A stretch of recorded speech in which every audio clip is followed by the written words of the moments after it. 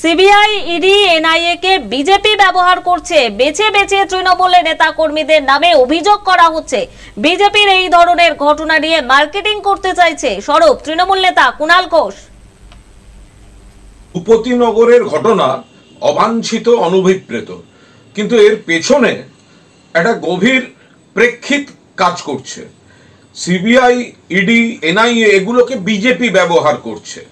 এই যে এনআইএ, আমাদের কাছে অভিযোগ ছিল কিছুদিন আগে বিজেপির নেতারা তারা এনআইএ এর এক অফিসারের সঙ্গে বসে নাম ঠিক করে দিচ্ছেন পূর্ব মেদিনীপুর, অন্যান্য জেলা, যে এখানে এখানে তারা দুর্বল, তৃণমূলের নেতাদের অমুক অমুক সংগঠককে ধরতে হবে, সামান পাঠাতে হবে, নিয়ে যেতে হবে।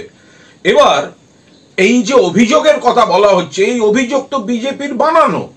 বেছে বেছে তৃণমূল কংগ্রেস কর্মীদের নাম দিয়ে দিয়ে অভিযোগ দায়ের করা হচ্ছে।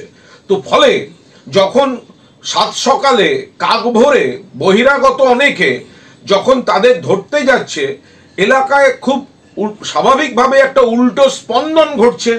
একটা স্বতঃস্ফূর্ত যে বিজেপির লোকেরা এগুলো তো জানাই ছিল, আজ না হলে ওরা বলছে কোর্ট বলেছে। আরে মামলাটা তো তোমরা তৈরি করছো, অভিযোগগুলোই করছো পরিকল্পিতভাবে।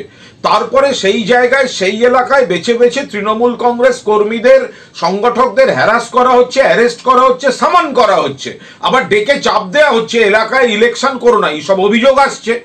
সেই কারণে একটা কোনো ঘটনা ঘটে গিয়েছে, আমরা বলছি এই ঘটনা অবাঞ্ছিত, কিন্তু এর পেছনে একটা সুনির্দিষ্ট কারণ রয়েছে, যার পরিণতি হচ্ছে দেখলে মনে হচ্ছে এই ধরনের ঘটনা বিজেপি চাইছে শকুনের রাজনীতি করতে, এই ধরনের ঘটনা নিয়ে রাজনৈতিক মার্কেটিং করতে, কিন্তু এর পেছনে একটা অঙ্ক কষা দাবার বোর্ড রয়েছে, যেখানে এই ধরনের অবাঞ্ছিত ঘটনা ঘটে গেছে।